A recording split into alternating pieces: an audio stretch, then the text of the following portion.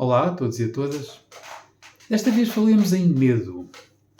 Medo, que é uma emoção básica que nos acompanha a todos desde que nascemos, em termos geral.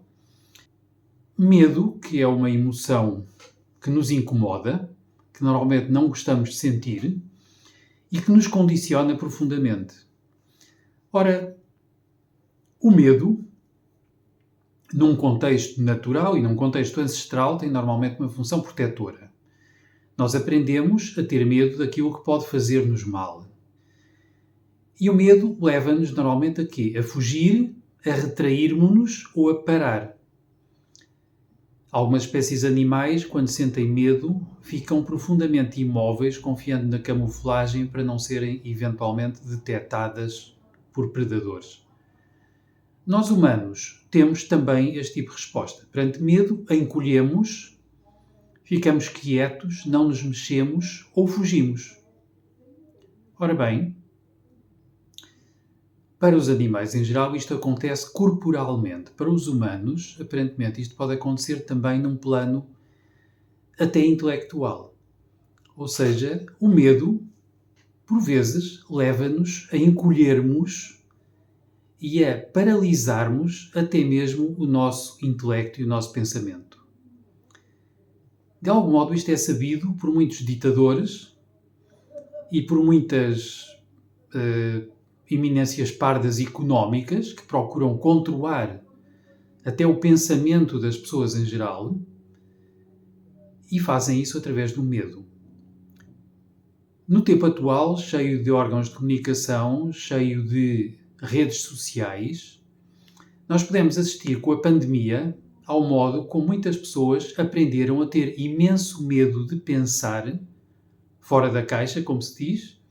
Muitas pessoas passaram a ter medo de se pronunciar, de dizer, de dar opiniões, de discutir, de se expressarem fora do que se tornou o pensamento dominante, guiado pelo medo.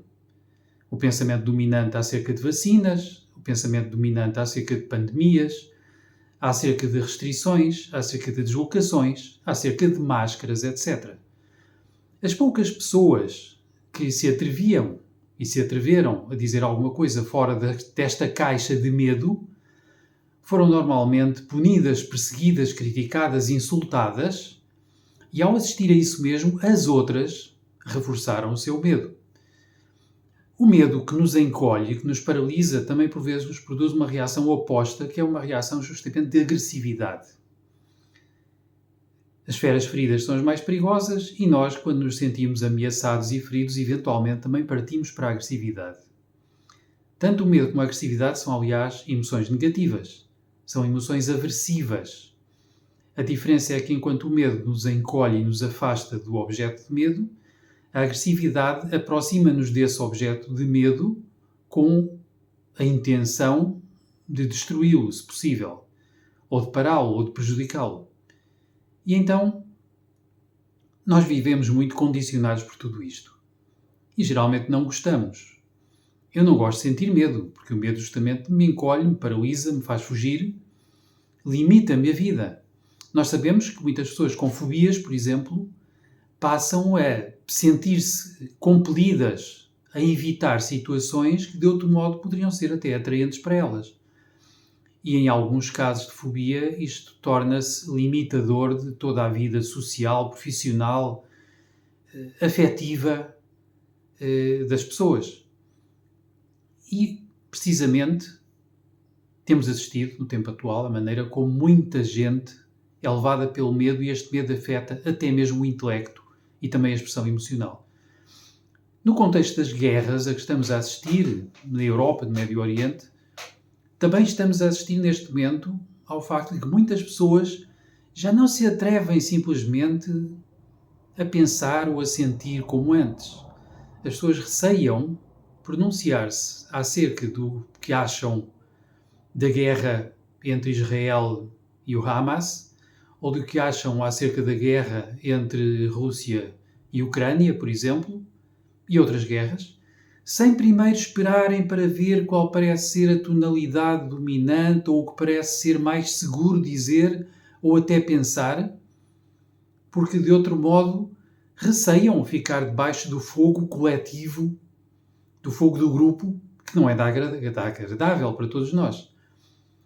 Ora, esta atmosfera de medo não é boa para o desenvolvimento humano, não é boa para a expressão livre, não é boa para a liberdade, não é boa para o progresso, não é boa para a civilidade.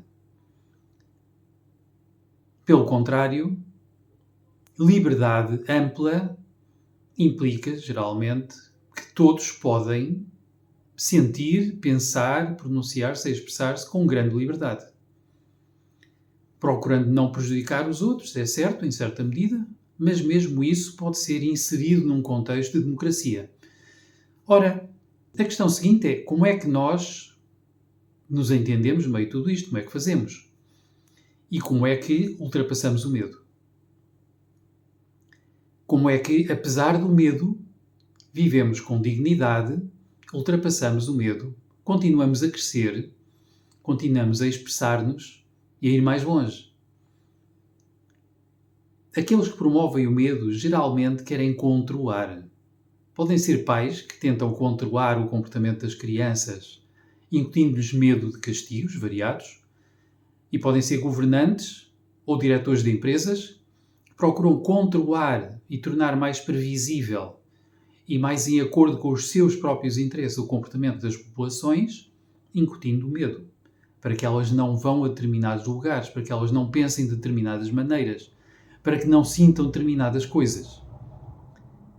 O oposto do medo, para alguns é a força, sentirmos-nos fortes, mas eu diria que estou em parte de acordo, mas há algo que se opõe terminantemente ao medo, que é o amor.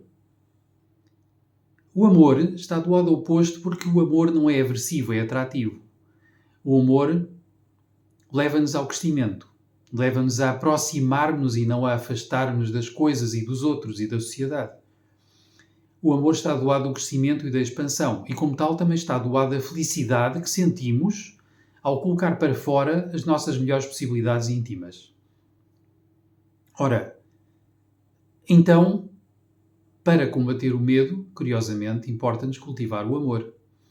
Importa-nos ser ousados no amor, ousados na apreciação. E o amor tem também uma virtude muito curiosa. O amor torna-nos inclusivos e não exclusivos.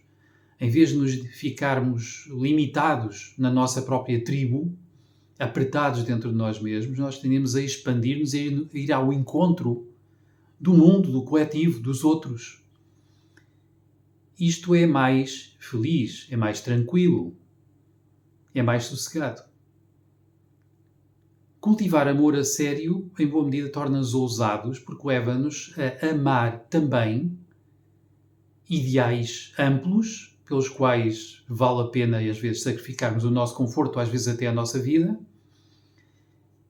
Ideais de amizade, ideais democráticos, ideais de liberdade, sim. Ideais de civilização e de civilidade, por exemplo. E então, esta ideia, para mim, é essencial para nos tornarmos mais civilizados. Num quadro atual em que muita gente está mais animalizada, reduzida à sobrevivência, ao egoísmo, à autoproteção e à proteção dos seus pequenos núcleos pelo medo, importa-nos a expandir o humor para promovermos civilização. Aquela mesma, como eu também já tenho citado, de qual Gandhi dizia que seria uma boa ideia, caso existisse, implicitamente.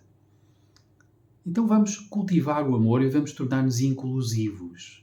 Vamos perceber, uma vez por todas, que israelitas, palestinianos, terroristas ou não, russos, ucranianos, americanos, franceses, italianos, árabes de muitos tipos, africanos de muitos quadrantes, são todos humanos, podem ser todos compreendidos, podem ser todos alvo de amor. Podemos não concordar com atos locais, com ideias, com movimentos, mas podemos aprender a incluir tudo e todos numa consideração pela humanidade. E isto ajuda nos tempos atuais.